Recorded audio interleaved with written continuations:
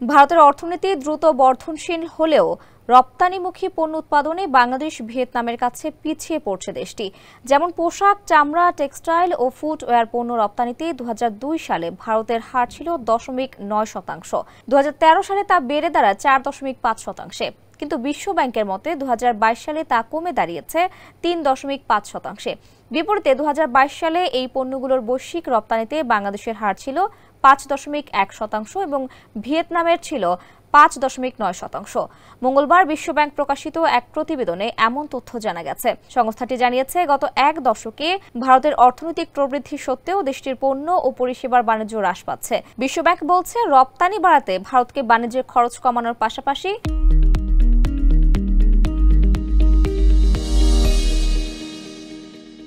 শুল্ক ও অশুল্ক বাধা কমাতে হবে এবং বাণিজ্য চুক্তি পুনর্বিবেচনা করতে হবে।